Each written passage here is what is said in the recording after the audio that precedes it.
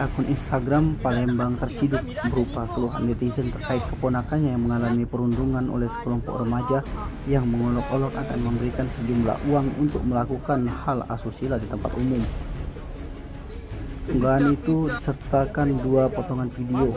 Untuk video pertama berdurasi 1 menit. Pada video pertama yang sudah diblur, wajah korban seorang bocah yang laju berbaju kaos berwarna kuning bata dan celana panjang hitam tampak sembari duduk memainkan alat kemaluannya.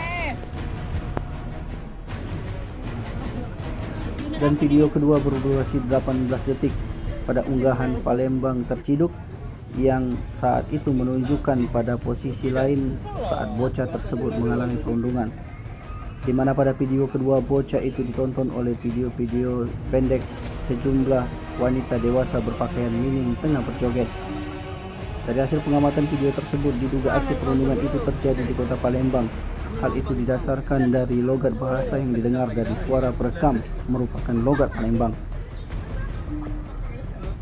Selain itu diduga aksi tersebut juga dilakukan di tempat umum.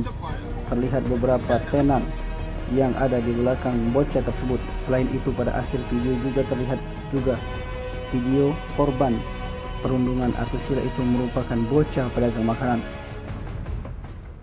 Hingga kini unggahan @Palembang Terciduk itu sudah banyak mendapat kecaman netizen. Bahkan akun Instagram Komisi Perlindungan Anak Sumsel KPAD Sumsel juga memberikan komentar meminta akun Palembang Terciduk memberikan informasi lanjut siapa netizen keluarga dari korban perundungan tersebut. Komentar dari KPAD Sumsel itu juga disambut oleh sejumlah netizen yang berharap aksi perundungan itu bisa terungkap dan pelakunya dapat segera diproses hukum. Tim Liputan Sumsel Update TV melaporkan.